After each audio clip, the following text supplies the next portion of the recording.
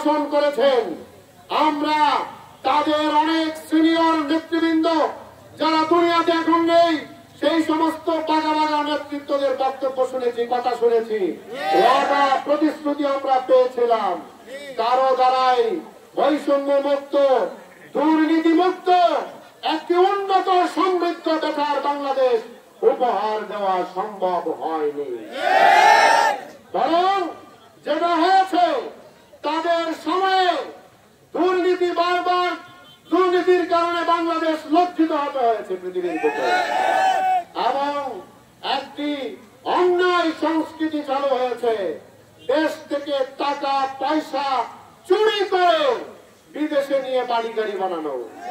আবু সাইদ সন্ত্রাস এবং তার সহযোগী মুক্ত এবং সহস্র শহীদদের রক্ত, আহত বন্ধুদের ত্যাগ কোরবানির বিনিময়ে আমরা এখানে দাঁড়িয়েছি। আজকের এই বাংলাদেশের এই জায়গায় আমরা এসেছি।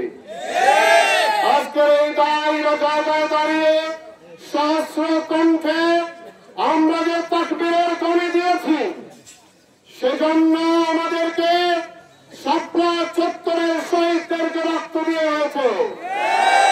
সেজন্য আমাদের 57 জন দেশপ্রেমিক, ইমানদার, প্রতিভাবান বাংলাদেশের পবিত্র নেতৃত্ব ছিল। 57 জন সেনা কর্মকর্তাকে হত্যা করেছিল একদিনে। সেই রক্ত মারিয়ে আজকে আমরা এই পয়েন্টে এসে দাঁড়িয়েছি। টানা তৃতীয়বার অর্জন করেছে দেশের সেরা সুপার ব্র্যান্ড স্বীকৃতি বসুন্ধরা টিস্যু। আজকের এই পয়েন্টে দাঁড়ানোর আগে আমরা আমাদের শহীদ আমির জামাত মাওলানা মতিউর রহমান নিজামী, আলী আহসান মোহাম্মদ মুজাহিদ, আল্লামা সাইদির মতো ডজন ডজন দেশপ্রেমিক আল্লাহওয়ালা মুত্তাকি নেতৃত্বকে অন্যায়ভাবে মিথ্যা মামলা দিয়ে গায়ের জোরে ফাঁসি দিয়ে তাদেরকে হত্যা করেছিল। আমাদেরকে বেছে নিতে হবে। সমাধানের পথ হচ্ছে দুইটি জায়গায় আমাদেরকে অবশ্যই পরিবর্তন আনতে হবে। দুইটি জায়গায় পরিবর্তন আনতে হবে। এক নম্বর হলো নীতির পরিবর্তন। দেশ পরিচালিত হয়েছে এতদিন যাবৎ মানুষের মন গড়া তন্ত্র মন্ত্রে।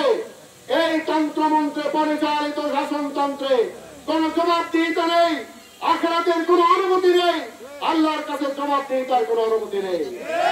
সেই জায়গায় অবশ্যই আগামী দিনে আল্লাহর আইন এবং কোরআন সুন্নাহর নির্দেশনার আলোকে আমরা নতুন ভাবে বাংলাদেশকে সাজিয়ে তুলব ইনশাআল্লাহ। আরেকটা জায়গায় পরিবর্তন আনতে হবে, সেটা হলো নেতৃত্ব।